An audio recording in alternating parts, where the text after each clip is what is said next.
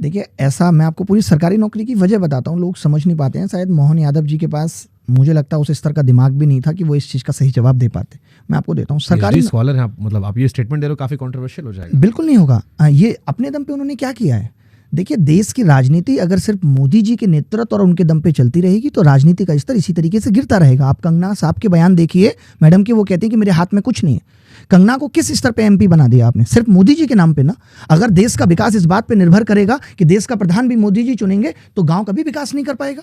तब तो गांधी जी कहते थे डिसेंट्रलाइजेशन। गांव का मुखिया अगर गांव के मुद्दों पे वोट लेके जीत के आएगा तभी उसकी जवाबदेही भी होगी। अगर मोदी जी किसी को भी गांव का मुखिया बना दें, वो गांव के लोगों की बात ही नहीं सुनेगा, उसके लिए वो चीज प्रायोरिटी पे ही नहीं है। तो मोहन यादव जी का कितना बड़ा अनुभव राजनीति में था कि उनको देश के एमपी जैसे राज्य की सत्ता सौंप दी गई। पढ़े लिखे हैं, मतलब उनके पास कई डिग्रीज है। अगर डिग्री को हम पढ़ाई का पैमाना मानते हैं तो बिल्कुल, चलिए मैंने मान लिया डिग्री को अगर हम पढ़ाई का पैमाना मानते हैं, तो उन्होंने ये बात बड़ी खराब कही है कि सरकारी नौकरी प्रायोरिटी पे नहीं है। अगर आपका रोजगार देना और इंडस्ट्री लगाना प्रायोरिटी पे हो गया तो सरकारी नौकरी अपने आप क्रिएट होगी, आपको प्रायोरिटी रखने की जरूरत नहीं है। आज एक बात बताइए, अगर इस देश की जनता आदी हो जाए और आदी हो जाए तो बहुत सारी पुलिस की नौकरियों की भी जरूरत नहीं है। पुलिस किस लिए? शासन व्यवस्था को चलाए रखने के लिए, क्योंकि पॉपुलेशन ज़्यादा है। जीएसटी डिपार्टमेंट की नौकरियां किस लिए हैं?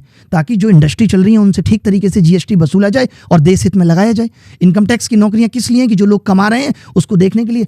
तो अगर आप इंडस्ट्री लगाओगे, अगर आप प्राइवेट इंडस्ट्री भी लगा रहे हो, अगर आपका फोकस उस चीज़ पर भी है कि बाहर से एफडीआई, फॉरेन डायरेक्ट इन्वेस्टमेंट भी हो रहा है, तो सरकारी नौकरियां अपने आप क्रिएट होंगी। तो इनका जो मकसद है वो प्राइवेट नौकरियों को क्रिएट करना भी इनकी प्राथमिकता में नहीं है। सरकारी नौकरी कोई क्रिएट करने की चीज नहीं है। जरूरत होगी तब तो सरकार नौकरियों को लेगी।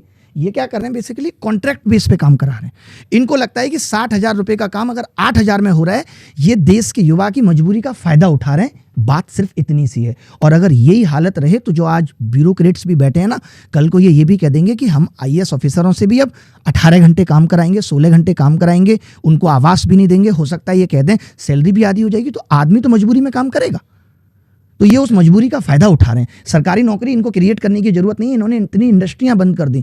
लोग आज कहते हैं कि भारत पहले टेक्सटाइल का बहुत अच्छा बिजनेस करता था, लेकिन आज बांग्लादेश भारत से आगे निकल गया टेक्सटाइल में। कपड़ा बाहर से इंपोर्ट होकर आने लगा। सरकार का काम खाली इतना रह गया है कि बाहर से चीज़ें आ जाएं। वैसे ये चाइना की चीज़ों का विरोध करते हैं और उस पर हमें टैक्स मिल जाए, हम बस इतना काम करेंगे। दैट्स कॉल्ड कारोबार। ये कारोबार है कि आपने टेस्ला यहाँ खोलने के बजाय एक कार बाहर से जो 30 लाख रुपए की मिल रही है उस पे आपने 30 लाख रुपए लेके कह दिया कि जी हमारे लोगों को आप 60 लाख में बेच दिए। ये कारोबार है, ना कि आप देश हित में कोई काम कर रहे हैं।